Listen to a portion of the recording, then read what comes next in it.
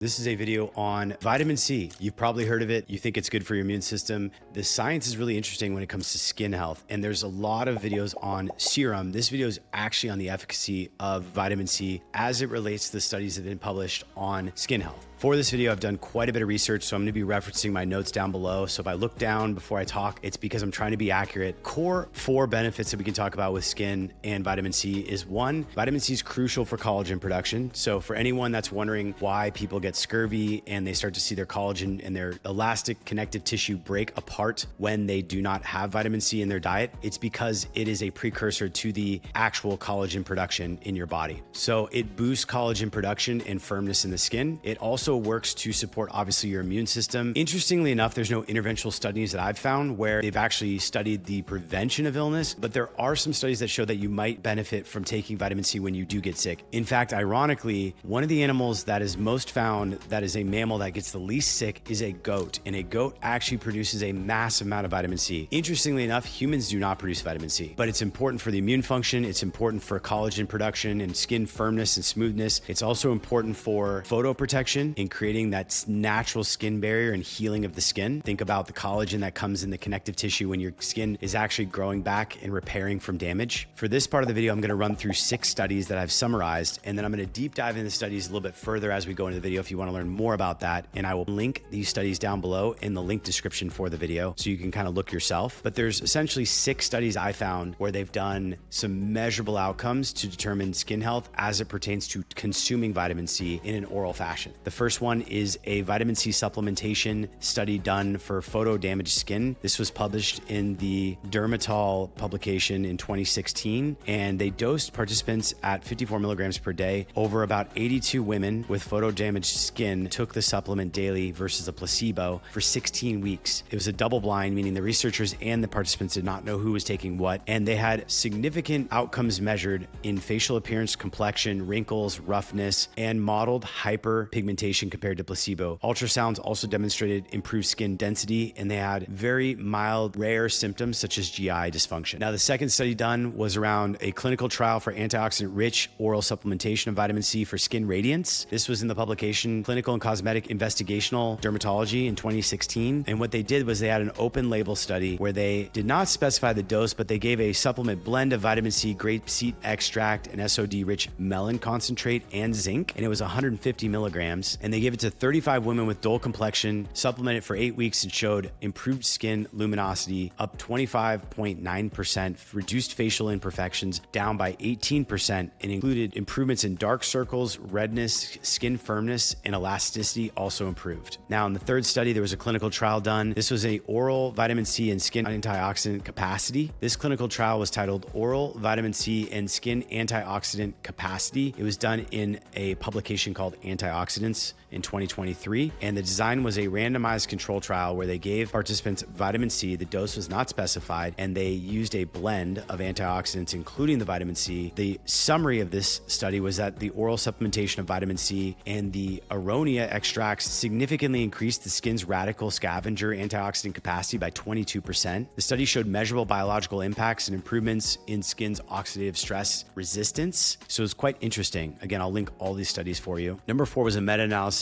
done on vitamin C supplementation and UV-induced skin pigmentation. It was in the publication JCAD 2017. The design was a meta-analysis of 31 randomized control trials. Vitamin C doses were variable, and the doses were not uniform across studies, but effects were noted to be dose-dependent. Most studies used oral dosing, and they had a range that increased with effect, but specifics on what was done was not necessarily specified. Most studies reviewed include oral doses with a range that increased with effect size, but specifics were not sourced from the meta-analysis tables. And the oral vitamin C supplementation summary was that it reduced UV-induced skin pigmentation in a dose-dependent manner, with prevention of effects against new pigmentation absorbed in diverse ethnic groups, especially at higher concentrations. Study number 5 was a clinical trial of collagen hydration and elasticity with AC supplement of vitamin C. Now, this is a more recent study done in the publication of Journal of Nutritional Metabolism in 2024. It was a clinical intervention.